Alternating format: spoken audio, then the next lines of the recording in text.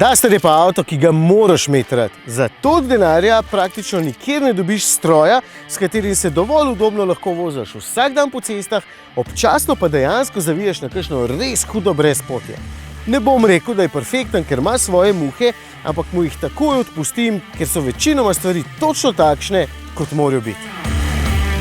Roka boli.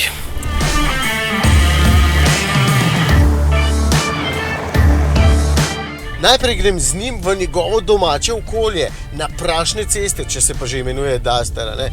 Meni je bilo to ime vedno posrečeno in še vedno se mi zdi, da se tukaj lep špele kot na navadnih cestah, čeprav je pri novi generaciji občuten napredek povsod. No, blaženje je tukaj zelo v redu, pomaga tudi velik hod blažilnikov in zato je oddaljenost od tal pri takšni 4-kolesno gnani različici lahko kar 217 mm, kar ni malo, niti pri oreng terencih. Obenem ima dobre vhodni in izstopni kot, kar lepo vidite po strmo odrezanih nosu in zadku, brez dolgih previsov, da ga ne boste hitro praskali, ko boste vozili čez kakšne luknje ali pa skale. Pogon še vedno nima prave mehanske zapore diferenciala, ampak lahko samo elektronsko pomaga s temi programi, je pa hkrati dovolj zmogljiv za takšne izlete v naravo in še naprej v bistvu je tole dobro orodje za vzdrževalce, gozdarje in podobne voznike, ki to potrebujejo. Najbolj eno z naravo se hvalijo z recikliranim materialom na teh plastičnih obrobah, evo, celo označeno je na teh nepobarvanih delih. Pa tudi sicer je mogoče skoraj celoten avto reciklirati, ko bo enkrat zaključil svojo pot, ampak ne še zdaj. No, fino je, da je malo zrasel v dolžino in hkrati je fino, da ni zrasel preveč in bo še vedno pasal v vsako garažo ali pa na klasično parkirno mesto. 4,34 metra je zunanja dolžina, je pa znotraj prostora veliko več zaradi nove platforme. Predvsem na zadnji klopi, ki še vedno ni noro prostorna, je pa zdaj končno postala dovolj udobna tudi na daljših poteh.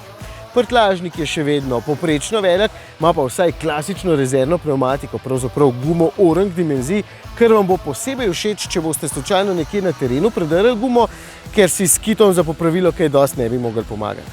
No, 4-kolesno gnane različice imajo serijsko tudi celoletne pnevmatike, da imajo malo več mesa, pa potem lažje grabijo na terenu. Kaj pa na cesti? No, tukaj se mi zdi, da dejansko čutim največji napredek. Vožnja je bolj umirjena, podvozje lepše požira razpoke na cesti, karoserija se manj ziba in vodljivost je boljša.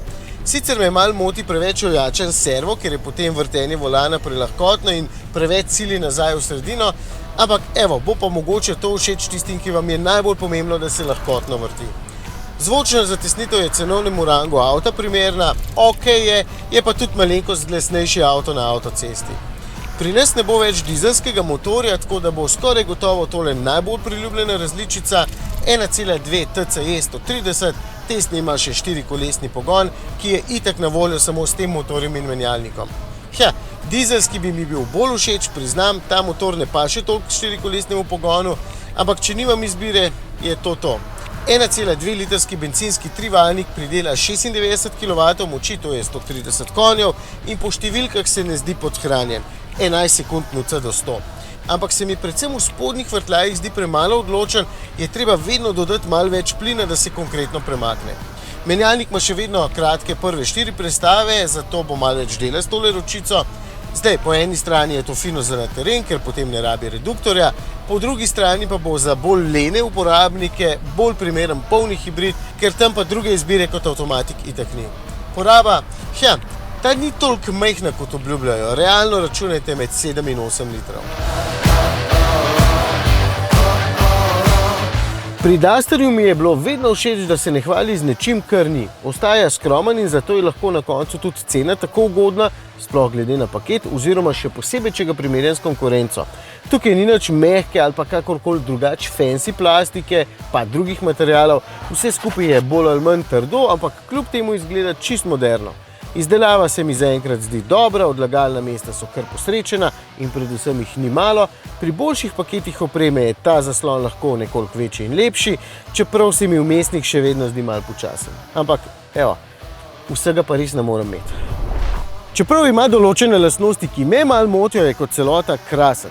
Težko boljši, če iščete križanca ali pa SUV, s katerim se boste brez težav zapeljali tudi po slabem terenu. Z novo generacijo je postal tudi bolj prijeten na cesti, ok, to smo pričakovali zaradi nove platforme, tako da je tudi družinsko bolj uporaben.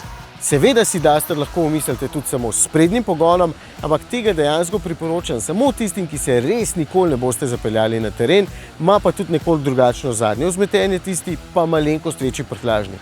Ampak za pravim Dusterjem, če vprašate mene, se more prašiti na terenu. A ni tako.